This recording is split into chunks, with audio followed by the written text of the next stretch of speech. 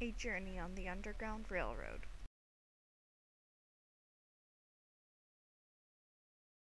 Back in the days when slavery was legal, many slaves chose to try and escape their harsh lives as what their masters called property. They did this even though they knew that if they were caught, their life would be far worse than it previously was.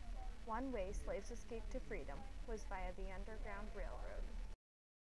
The Underground Railroad was a secret network of paths which the slaves traveled on to escape to either Canada or the northern free states. To slaves, the Underground Railroad was known as the train, the abolitionists who ran the station's conductors, and the slaves themselves the passengers.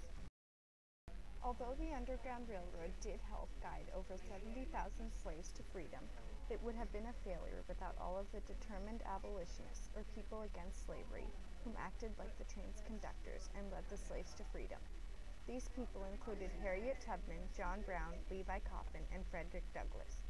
Harriet Tubman helped slaves escape to freedom in America, just as Gandhi helped Hindus escape the British rule in India.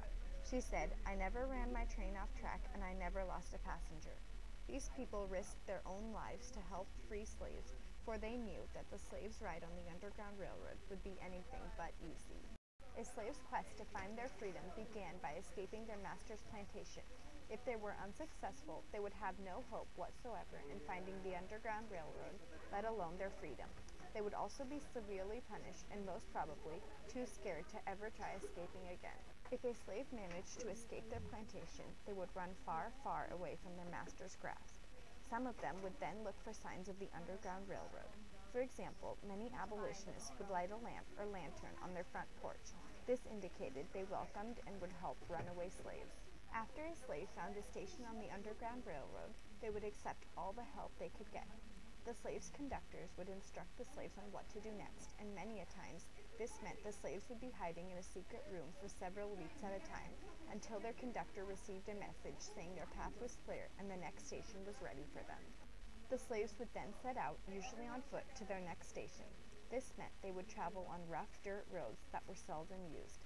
If the slaves were lucky enough, their conductor would guide them, making their long and treacherous journey to their next station much quicker. After a long and tiring journey of sleeping in bushes or out in the open forest, with their feet bleeding from traveling on uneven terrain, slaves were delighted when they finally reached their next station, even though they knew their ride on the Underground Railroad had hardly begun. Slaves would find shelter and receive food and whatever medical care they needed at their next station. One of these stations could have been the Milton House Hotel. At this particular station, slaves would enter a log cabin about 40 feet south of the hotel at night to avoid being seen by guests. They would then walk through a trap door, which led to a tunnel. This tunnel led to the basement of the hotel. Here, the slaves would sleep and eat until their conductor, in this case Joseph Goodrich, received a message stating the slaves were good to move on to their next station.